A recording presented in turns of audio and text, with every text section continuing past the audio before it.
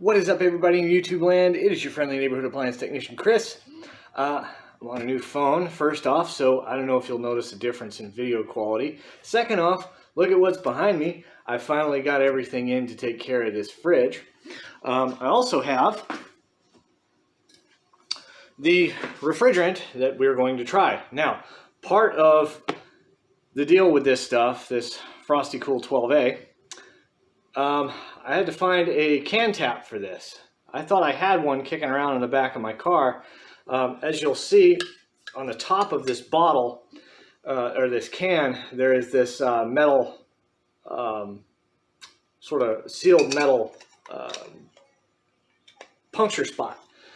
And that's been the standard for many years. I went to the auto parts store and I got the last puncture can top that they had, because obviously I couldn't find mine. You know, I thought, whatever, 10 bucks. So I get it home, I get it back here, and I find out that I need this Acme to whatever the heck they call this normal fitting that we all use in this industry. Since it's an automotive adapter, it has a different fitting up here that my gauges that I just purchased will not interface with. So just kind of a caveat for you guys out there on this FrostyCool stuff. It is the old style. I don't know when or if the company is planning to switch to the new sort of Schrader style valve at the tops of these cans. So that's just a caveat. You can find these can taps also on Amazon too. So just something of note. But we're going to get to charging this thing, and before we do, I've got a little explanation. When you look up now I'm going to be charging this thing by weight, because as you remember, I only have the low side port and I'm out of T's to tap into the high side port. So I can't right now, at least, charge with pressures. I may have to get into that eventually, but I don't think I should. I think I've got the calculations on this stuff correct.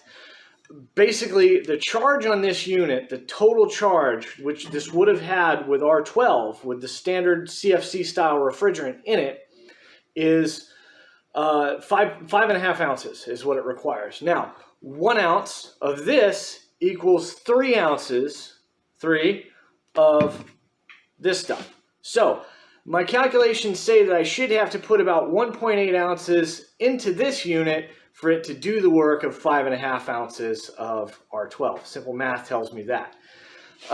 So that's what we're going to go with. And honestly, I'd like to see the results. I really would like to see if their temperature and weight chart is correct, or whether my math is correct for that matter. So we're going to be charging this thing solely with weight.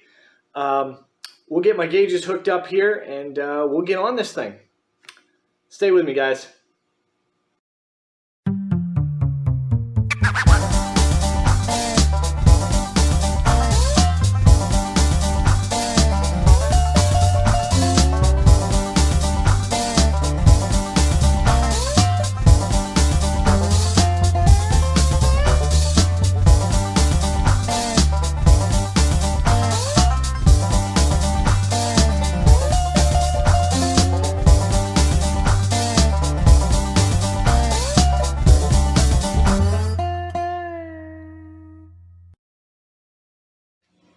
Alright guys, I just wanted to show you how I have this hooked up. Okay, I've got my low side right here. I've got my yellow line running to this can right here where I have it on the scale. Now this says about 0.980. So we're going to go to about 0.8 or so and see what that does, because that should, this only does in little like 5,000 increments right there. So it should be somewhere between like 0.83 and 0.87 roughly. So now you've always got to account for stuff that hangs out in the condenser here. Now this is a drop-in for R12. It will go directly in with this R12, interfaces with the same oil. Okay. The one drawback about this stuff is this is like 600A. Okay, if any of you guys are familiar with some of the new refrigerant coming out, this is basically like propane with added stuff to kind of raise the boiling point. Okay, so I've always said that I thought propane would make an awesome refrigerant if they could figure out a way to safely compress it. And this is just one of the ways that they've kind of figured out how to do that. So that's what we're rolling with. We're going to go to about 0.85 or so, I think. And then we'll probably 0.85, because this gauge is just fluctuating just a bit from the 0.8 to 0.97 or 0.98 to 0.98 or 97. It's a really fine reading scale. So as you can see, what really amazed me when I hooked my gauges up, look at that. We're still in a vacuum, guys. This thing has been probably sitting here idle for what, a month now? 3 weeks to a month anyway. And this thing right here is still in a 20-inch vacuum. That tells me that the rest of this refrigeration system, the rest of this sealed system is really good. So I'm excited to see that. We'll get to plugging this thing in, and we'll get you a good view of those gauges.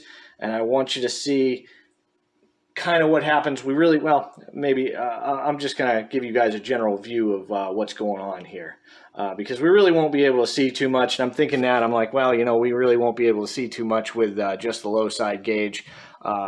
We'll know somewhat if we have an efficient compressor. But we won't really be able to tell without tapping into this high side line here. I assume this compressor is fine, and that's actually one of the benefits of this FrostyCool stuff here, is because you have less of it rolling around the system, the compressor has to do less work. So if that guy has to work a lot less, he's going to last a lot longer. And what's really interesting too is this is actually a true Frigidaire compressor. If you'll recall, back in these days, General Motors built Frigidaire. Nowadays, they'll have something like a Tecumseh or an Embraco or some aftermarket brand of compressor who makes a compressor for them. No. This wasn't that way.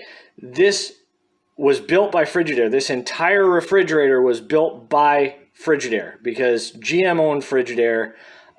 They had the assembly lines. They could crank these things out. They could actually make their own refrigeration stuff. Nowadays, that's not the case. You're really just buying an Electrolux product in buying Frigidaire. This, back in these days in 72, when this thing was built, you were buying a Frigidaire. So just a feature of note that I've noticed here, just kind of poking around. But we'll get on this thing, and I will leave you guys kind of a shot of this this gauge here. Okay, we're back to 1 ounce. See how that gauge really fluctuates? So that's why I'm just going to like 0.85. So be with you guys in a minute. All right, guys, here we go. We're going to open this gauge up and go to about 0.8.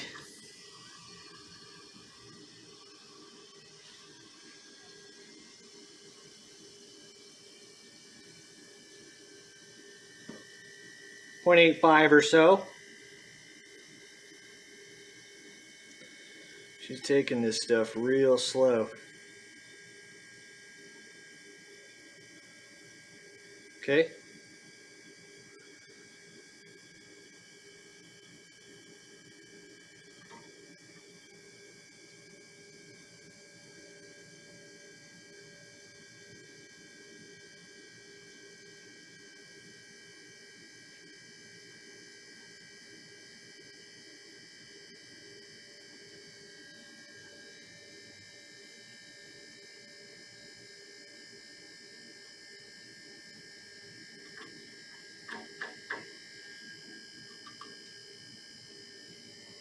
Okay, that's all the way open.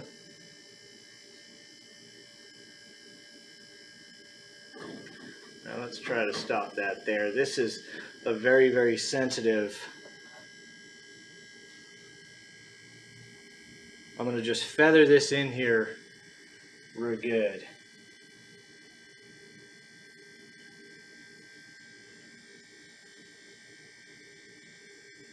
Our gauge is coming up to almost 0. That's fine. We probably still got to introduce in a little more here.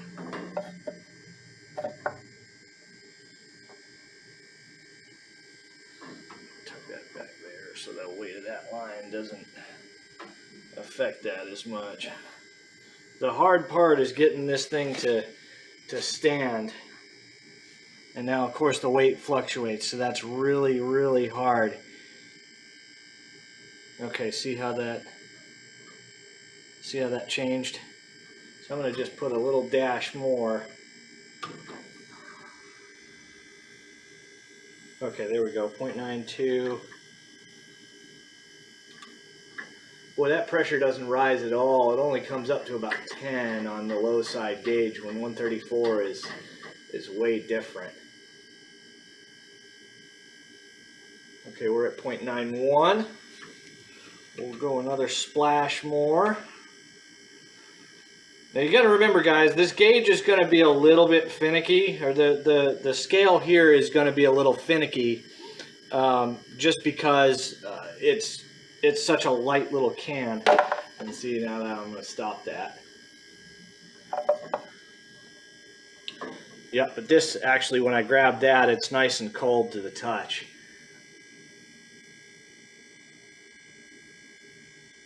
So let's get this to a point where it's kind of standing on its own. We'll shut this, and I'll weigh this and get its true weight, see what we've come down to. That should be enough for the compressor. What do we got? Okay, that's a little bit much for what I wanted. That's a little bit much, but we'll ride with it. It is not going to hurt this unit at all. And what we can also see up here is that our gauge is pretty much where I want to see it. It's at pretty much 0. And that is a pretty good compressor. And also, yes, okay. Just touching these, I'm feeling a lot of heat transfer. Let's get a temp gun on those things, and let's take a look at what our condenser is doing right here. Now, you got to remember, pressure is going to change a little bit with temperature. So this is back here. I've got 73 degrees in this room here.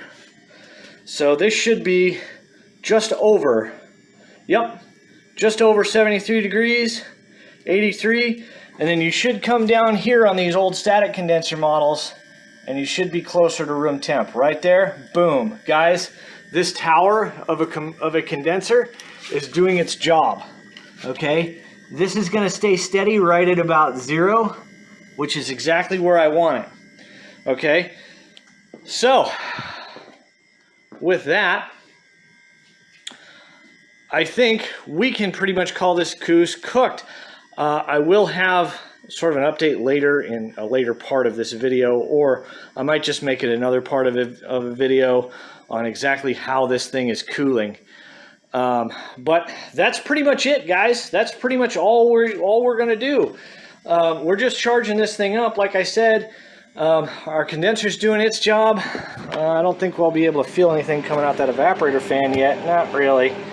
It's just under the ambient temperature in there, so there's no sense in checking that. But I will report back probably tomorrow on how this thing is doing, and we'll catch you guys then. All right, guys, let's take a look now that I've added a little splash of refrigerant to this. It's a couple days later. We're going to take a look at this particular, at this fridge, and we're going to grab our handy dandy temp gun here. If you live by the gun, you die by the gun. Let's see what we're at. 9 degrees. What's coming out of that evaporator? Ooh, that looks good. Come on, what's coming out of that evaporator? Okay, yeah. Take my scale out of that evaporator. That's what I like to see. So we've got that air. And down here, sometimes you got to warm these things up a little bit. Let's see, that's probably going to take a minute to react. That's better. Yep, okay, 43 degrees down here and still calling. I think we might have a cold control thermostat that's a little bit off on this. I'm going to address that and see if I can't remedy that situation. But as far as our cooling goes, our cooling is doing fine. And I'm going to say it's probably about 1.9 ounces that I've put in here.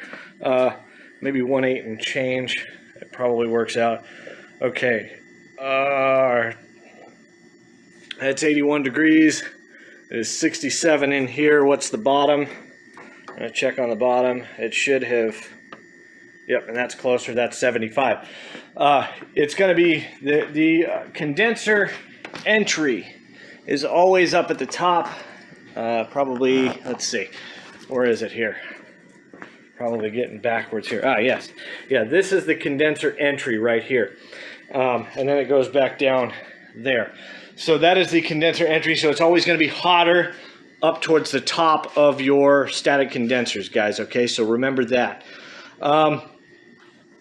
Obviously, as you can see, I've got some cleaning to do. This is pretty nasty inside, but it's going to get completely cleaned up and as restored as I can make it back to its original condition, guys. So with that there, I think I'm going to conclude this video. I might do another like spruce up video of this thing, but I think I'm going to conclude part 2 right here. As far as mechanical, this fridge is in great shape. This is probably going to go up on Etsy, I think, and I'm going to try my hand at Etsy this time. So we're going to see how that works out. And I do have the trim piece for that bottom toe kick right there too. So with that, guys, that concludes this General Motors built Frigidaire. Thank you guys so much for watching, and I'll catch you guys on the next episode.